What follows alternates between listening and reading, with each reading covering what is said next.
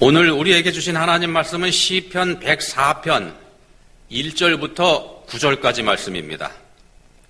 한 목소리로 봉독하겠습니다. 내 영혼아 여호와를 송축하라. 여호와 나의 하나님이여 주는 심히 위대하시며 존귀와 권위로 옷 입으셨나이다.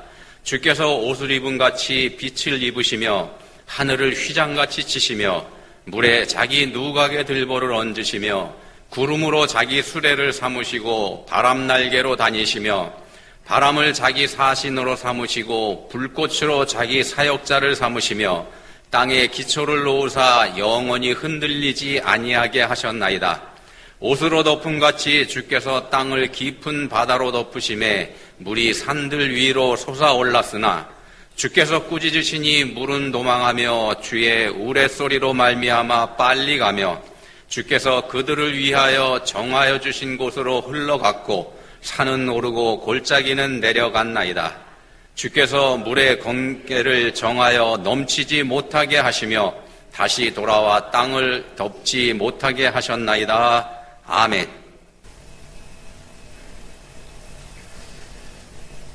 공주 사범학교를 졸업한 1945년생 나태주 시인이라는 분이 있습니다. 사범학교 졸업했기 때문에 선생님으로 한평생 보내셨는데 시골 초등학교에서 교장 선생님으로 은퇴한 분입니다. 시인입니다. 아시는 분들도 많이 계시죠? 나태주 시인. 2007년에 중병이 듭니다. 그래서 병원에 입원했는데 대전에서 치료가 안 된다고 해서 서울에 있는 아산병원으로 옮겼습니다. 근데 병원에서 진단해보더니 너무 늦었습니다. 라고 합니다. 시한부 판정을 받은 겁니다. 중환자실에서 아내와 함께 간절하게 하나님께 기도를 했는데 기도 내용이 간단합니다. 살려주십시오, 살려주십시오. 이 기도만 계속해서 반복을 했다고 그럽니다. 곁에서 간호하는 아내가 안쓰러워 보여서 이분이 쓴 시가 하나 있는데 제목이 이겁니다. 너무 그러지 마시오요. 이거 한번 읽어드릴 테니까 한번 들어보십시오. 한번 눈 감고 들어보시는 것도 좋을 것 같습니다. 너무 그러지 마시오요. 너무 섭섭하게 그러지 마시어요, 하나님. 저에게가 아니어요. 저의 아내 되는 여자에게 그렇게 하지 말아달라는 말씀이에요. 이 여자는 젊어서부터 병과 더불어 약과 더불어 산 여자예요. 세상에 대한 꿈도 없고 그 어떤 사람보다도 죄를 안 만든 여자예요. 신발장에 구두도 많지 않은 여자고요. 한 남자의 아내로서 그림자로 살았고 두 아이의 엄마로서 울면서 기도하는 능력밖엔 없었던 여자이지요. 자기의 이름으로 꽃밭 한 평, 채전 한 밭대기 가지지 않은 여자예요. 남편 되는 사람이 운전조차 할 줄 모르고 쑥맥이라서 언제나 버스만 타고 다닌 여자예요. 너무 그러지 마시어요. 가난한 자의 기도를 들어주시는 하나님, 저의 아내 되는 사람에게 너무 섭섭하게 하지 마시어요.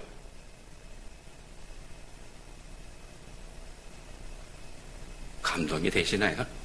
이 시에 대한 아내의 답시도 있습니다. 아내가 쓴 답시가 제목이 너무 고마워요입니다. 이것도 한번 제가 읽어드리죠. 너무 고마워요. 남편의 병상 밑에서 잠을 청하며 사랑의 낮은 자리를 깨우쳐 주신 하나님, 이제는 저희를 다시는 아프게 하지 마시어요. 우리가 모르는 우리의 죄로 한 번의 고통이 더 남아있다면, 그게 피할 수 없는 우리의 것이라면 이제는 제가 병상에 누울게요. 하나님, 저 남자는 젊어서부터 분필과 함께 몽당 연필과 함께 산 시골 초등학교 선생이었어요. 시에 대한 꿈 하나만으로 염소와 노을과 풀꽃만 욕심내는 남자예요. 시 외의 것으로는 화를 내지 않은 사람이에요. 책꽂이에 경영이니 주식이니 돈 버는 책은 하나도 없는 남자고요. 제일 아끼는 거라곤 제자가 선물한 만년필과 그간 받은 편지들과 외갓집에 대한 추억뿐이에요. 한 여자의 남편으로 토방처럼 배고프게 살아왔고 두 아이의 아빠로서 우는 모습 숨기는 능력밖에 없었던 남자지요. 공주 금강의 아름다운 물결과 금악동 뒷산의 푸른 그늘만이 재산인 사람이에요. 운전조차 할 줄 몰라 언제나 버스만 타고 다닌 남자예요. 승용차라도 얻어 탄 날이면 꼭 그 사람 큰 덕 봤다고 먼 산 보던 사람이에요. 하나님, 저의 남편 나태주 시인에게 너무 섭섭하게 그러지 마시어요. 좀만 시간을 더 주시면 아름다운 시로 당신 사랑을 꼭 갚을 사람이에요. 살려주십시오라는 기도만 드렸다고 앞에서 말씀드렸는데 몇 시같이 같은 말만 계속해서 반복해서 기도를 했다. 이렇게 이분이 고백을 합니다. 이 나태주 시인이 금년에 8순입니다. 1945년생이니까 이런 고백을 했습니다. 하나님이 얼마나 들으시기 힘들었을까요? 한 사람은 살려달라고만 말하고 또 한 사람은 혼자서는 집으로 돌아가지 않겠다고 차라리 같이 죽겠노라고 고집을 부리며 때를 쓰니 참 하나님도 곤란하셨을 겁니다. 그래서 끝내 하나님께서 그래 모르겠다 니들 맘대로 해라 그러면서 우리의 기도를 슬그머니 들어주지 않았나 모르겠습니다. 오늘 본문 말씀 시편 104편입니다. 창조자 하나님을 찬양하는 시죠. 누가 썼는지 정확하게 알지 못합니다만 하나님의 자비를 노래하고 있는 바로 앞에 있는 103편, 이게 다윗의 시인데 이 103편하고 문체가 많이 닮았습니다. 비슷해서 이 104편 역시 103편처럼 다윗이 썼다 이렇게 보는 견해가 많습니다. 이 두 편 모두 103편, 103편 모두 내 영혼아 여호와를 송축하라 라는 말로 시작이 되고 똑같은 말로 시가 마무리됩니다. 무슨 뜻인가 하면은 인생의 시작은 하나님 찬양으로 하고 인생의 마침 역시 하나님 찬양으로 해야 된다. 이런 메시지를 우리한테 주는 시편들이다. 이렇게 볼 수 있겠습니다. 우리가 그러면 어떻게 우리가 그렇게 할 수 있겠나? 우리가 어떻게 하나님을 찬양하는 삶으로 시작해서 하나님을 찬양하면서 우리의 삶을 마감할 수 있을까? 우리가 어떻게 그렇게 할 수 있을까요? 답은 의외로 간단합니다. 어떻게 그렇게 할 수 있나? 하나님을 하나님으로 인정해 드리면 됩니다. 하나님을 창조주 하나님으로 인정해 드리고 나는 그분의 피조물로 자리를 지키면 그러면 됩니다. 쉽죠. 근데 사실은 이게 무지하게 어렵습니다. 이거 전혀 어려운 일도 없습니다. 왜냐하면 우리의 원죄가 바로 내가 하나님이 된 것이기 때문에 그렇습니다. 하나님을 하나님 자리에서 끌어내리고 내가 하나님이 돼서 하나님은 나를 도우시는 분, 나를 도우셔야 되는 분으로 만들어버린 게 이게 바로 우리의 죄의 정체이기 때문에 그렇다는 겁니다. 자, 이유를 모르는 까닭없는 고난을 당하면서 큰 고통 속에서 울부짖는 욥, 이 욥이 하나님께 항의하지 않습니까? 내가 왜 이렇게 어려운 고난을 당하고 이렇게 힘들게 고통을 당해야 됩니까? 모르죠. 이유를 도저히 아무리 찾아봐도 이유를 모르는 그런 고통 속에 욥이 빠져 있었는데 아무 잘못도 없는 자신이 끔찍한 고통을 당하는 게 부정하다, 부당하다 이렇게 생각을 해서 하나님께 막 따지고 덤벼듭니다. 욥이 이렇게 당당하게 하나님께 외치죠.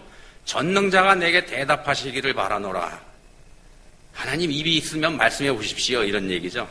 근데 마침내 하나님께서 욥에게 나타나서 말씀하지 않습니까? 욥기 38장에서 무지한 말로 생각을 어둡게 하는 자가 누구냐? 너는 대장부처럼 허리를 묶고 내가 네게 묻는 것을 대답할지니라. 내가 땅에 기초를 놓을 때 네가 어디 있었느냐? 네가 깨달아 알았거든 말할지니라. 무슨 말씀인가 하면 난 창조주고 너는 피조물에 불과하다 이놈아. 그 말씀하신 겁니다.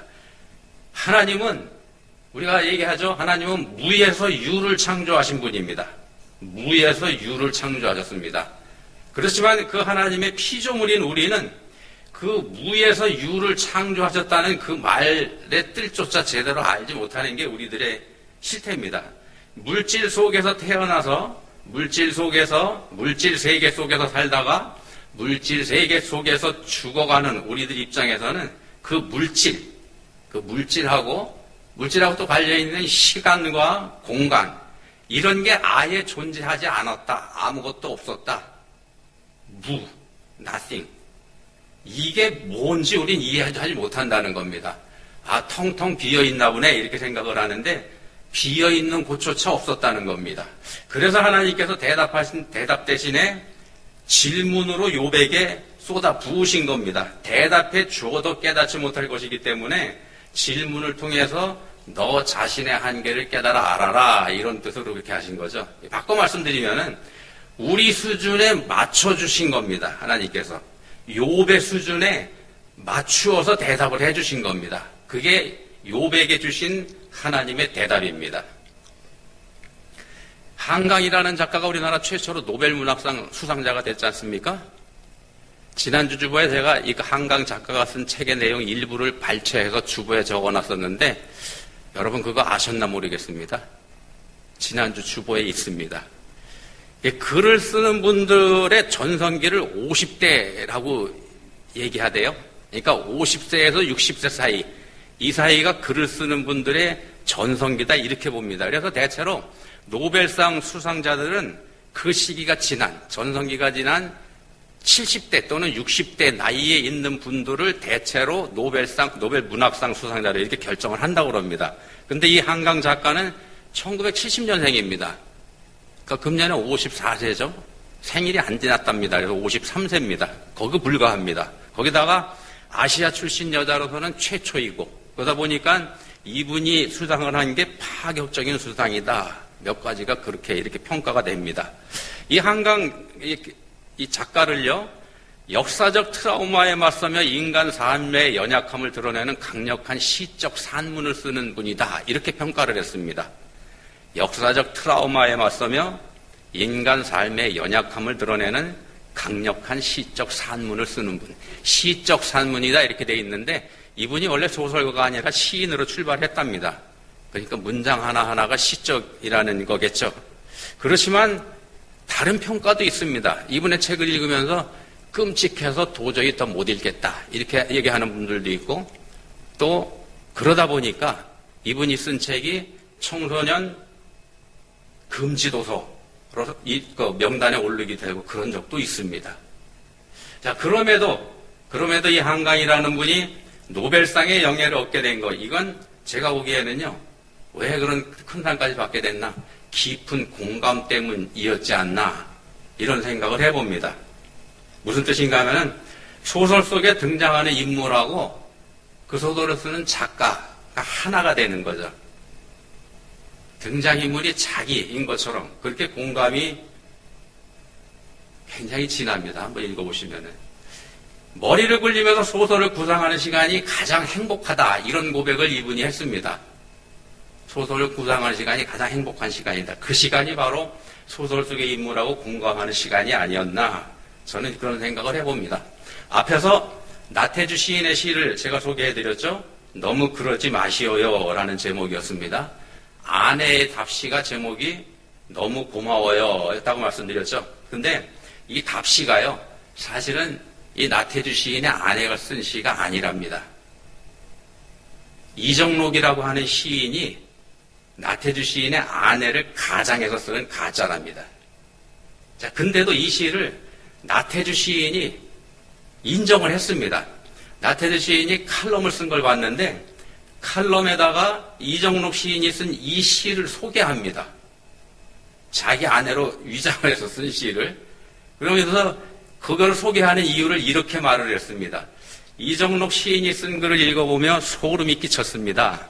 시인이 시를 쓸 때는 이 정도는 빙의가 되어야 하는 게 아닌가 싶은 생각에서입니다. 빙의라는 말씀 아시죠? 그 사람이 된 것 같은, 다른 것에 몸이나 마음을 기대는 그런 걸 빙의라고 그러죠. 무슨 뜻인가 하면은 나태주 시인이 다른 사람이 자기 아내인 것처럼 이렇게 위장해서 쓴 건데 자기가 봐도 진짜 자기 아내가 쓴 시 같더라는 겁니다.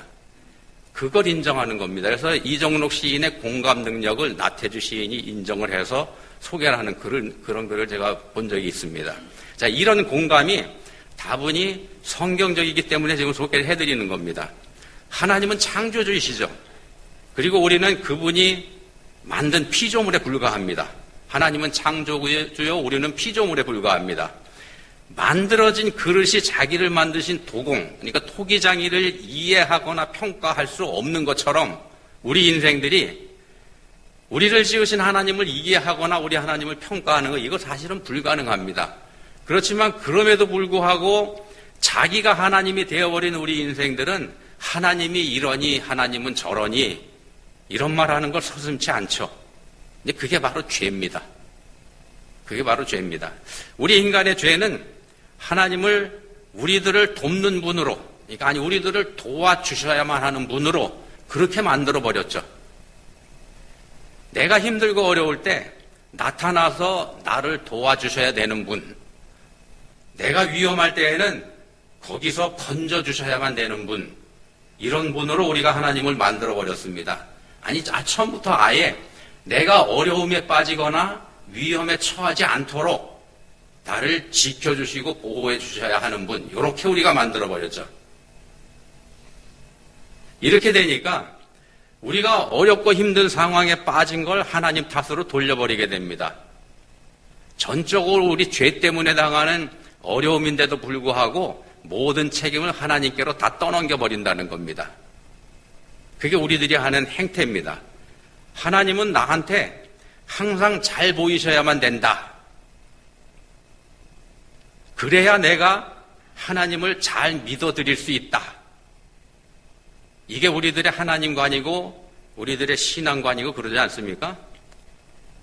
근데도 우리 하나님은 그런 죄덩어리인 우리한테 공감하시는 분입니다. 우리를 이해해 주시는 분이라는 말씀입니다.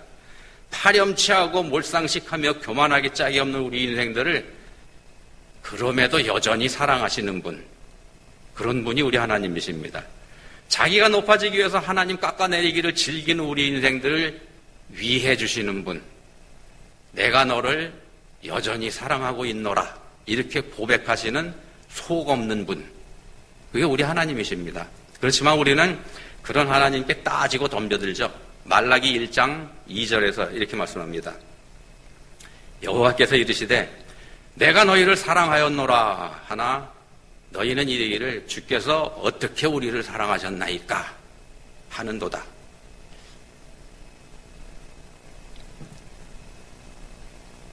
앞에서 글 쓰는 분들 얘기를 해드렸는데 이 글 쓰는 분들이요, 글을 쓰는 분들이 인류 역사상 최고의 작품으로 꼽는 책 뭔지 아시나요? 인간이 만들어낸 책 중에서 최고의 작품으로 꼽는 책 돈키호테입니다. 여러분들 다 아시는 세르반테스라는 사람이 쓴 돈키호테, 서양사에서는 최초의 근대소설이라는 그 평가되는 작품이고 스페인 문화 역사상 가장 위대한 작품으로 꼽는 책이죠. 이 책이 1905년에 발표가 되는데 당시로서는 어마어마한 숫자인 3만 부라는 엄청난 책이 팔리는 진기록을 세우게 됩니다. 엄청난 히트를 쳤죠. 근데 워낙 히트를 친 책이 되고 이야기가 재밌지 않습니까? 말도 안 되는 얘기가 들어가 있지만 재밌습니다. 그러다 보니까 돈벌이를 하려는 작가들이 원편에 이어지는 속편을 계속해서 만들어냅니다. 돈키호테2가 계속해서 나오는 거죠. 전부 다 가짜입니다. 딴 사람이 쓴 거기 때문에. 원저자인 세르반테스가 쓴 게 아니고 다른 작가들이 돈벌이를 위해서 흉내낸 책. 10년 뒤에 세르반테스가 진짜 후편을 쓰게 됩니다. 그때가 되니까 전부 다 정리가 돼버립니다. 그 안에 나온 모든 책이 다 가짜라는 게 판명이 돼버리죠. 자, 근데도 이 10년 뒤에 쓴 세르반테스의 돈키호테 속편, 이게 전편에 비해서 수준이 떨어진다, 이런 평가를 받게 됩니다. 다른 사람들이 쓴 가짜 속편들이 다 정리가 됐음에도 불구하고, 그럼에도 불구하고 진짜 속편 얘도 수준이 떨어진다. 그러면은 한번 보십시오. 그동안에 썼던 가짜들은 왜 단방에 다 날아가 버렸을까? 진짜가 나타나니까. 진짜가 수준이 떨어지는데도 불구하고. 결국은 공감 능력입니다. 앞편에, 전편에, 원편에 흉내는 내긴 했지만 진짜 거기에 등장하는 돈키호테에 대한 공감력이 떨어지기 때문에 안 맞는다는 거죠. 읽어보니까 그대로 드러났던 겁니다.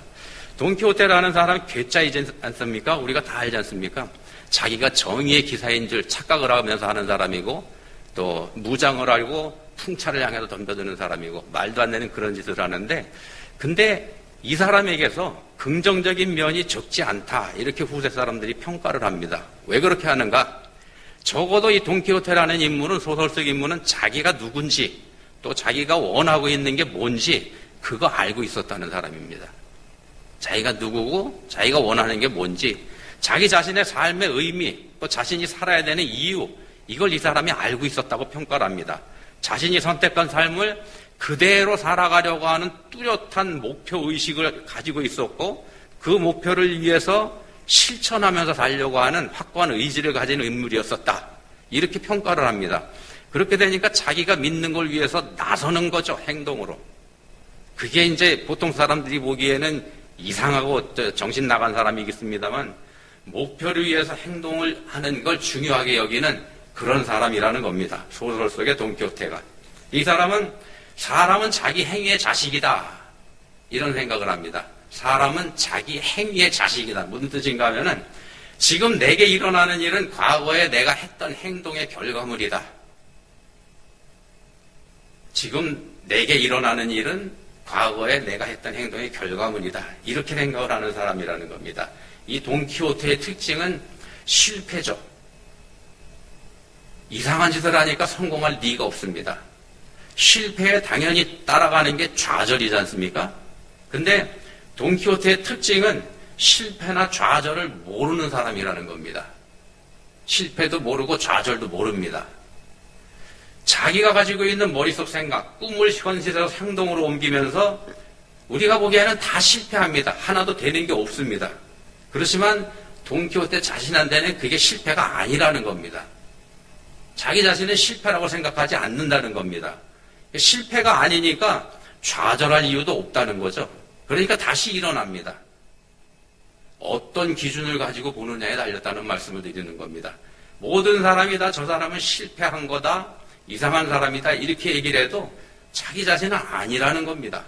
자신은 성공했다는 겁니다. 자, 우리 삶의 평가, 하나님께서 하십니다. 내가 내 삶을 평가하는 거 올바르지 않습니다. 올바르지 않은 경우가 태반입니다. 하나님께서 창조하신 이 세상 속에서 살아가는 우리들이 알 수 있는 것은 현상들 뿐입니다.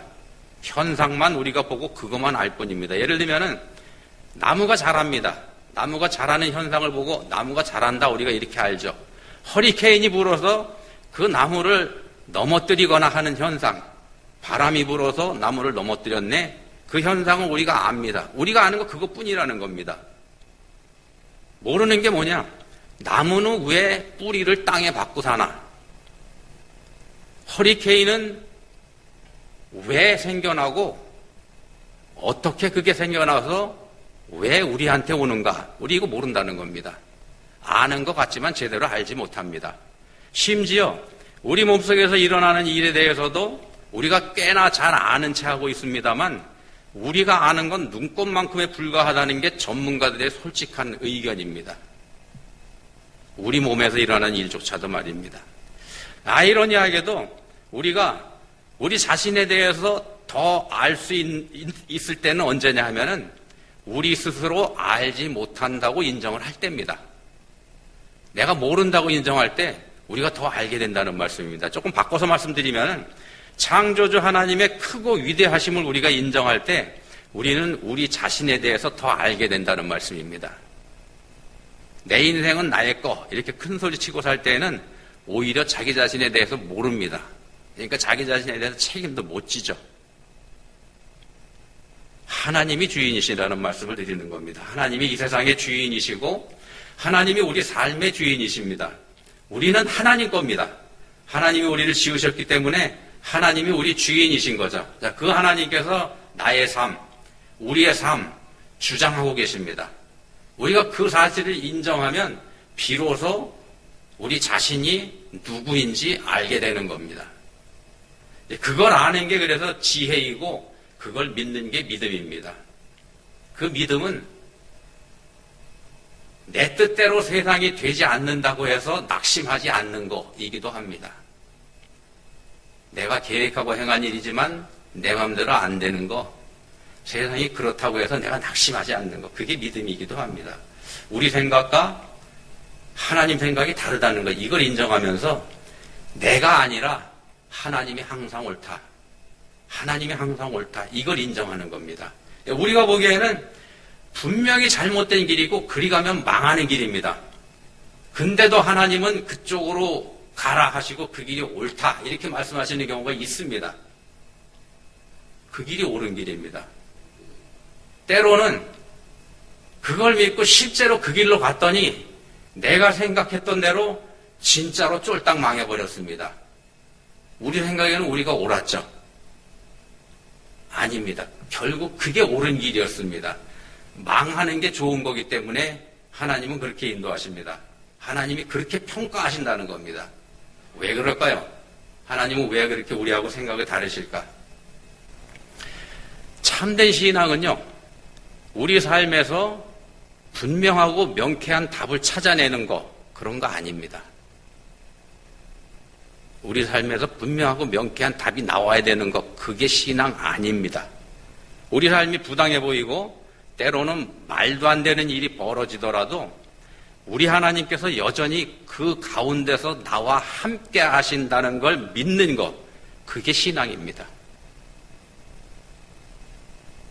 본문 9절에서 말씀하는 것처럼 그 모든 건 하나님께서 정해놓으신 경계 안에서만 일어나는 겁니다. 하나님께서 정해놓으신 틀 안에서만 일이 일어납니다. 이 세상에 그 누구도, 이 세상에 존재하는 그 어떤 것도 하나님께서 정해놓으신 그 경계를 넘어서지 못합니다. 그걸 인정하는 게 하나님을 찬양하는 겁니다. 우리의 모든 걸 알고 계시는 하나님이 우리에게 공감하십니다. 우리와 공감하십니다. 이 세상을 창조하신 창조주 하나님께서 우리를, 여러분들을 사랑하십니다. 공감이 곧 사랑입니다. 다 이해하십니다. 다 이해해 주십니다.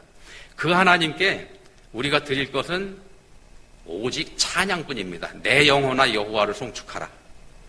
믿음의 눈으로 보면, 그런 믿음의 눈으로 보면 이 세상에는 하나님의 은혜로 가득 차 있습니다. 기도하시겠습니다. 하나님 아버지, 저희가 누굴 믿고 또 뭘 의지하면서 살고 있습니까? 저희 자신만 믿고 있지는 않습니까? 저희를 위하시면서 돌보시는 하나님의 존재, 저희가 잊고 살지는 않습니까? 이제는 저희 삶의 모든 게 하나님의 뜻 안에 있음을 인정하게 해주시고 또 믿음으로 그 뜻을 받아들이는 저희 모두가 될 수 있도록 은혜 베풀어 주시기 원합니다. 저희에게 참된 믿음 주시기 원합니다. 예수님 이름으로 기도합니다. 아멘.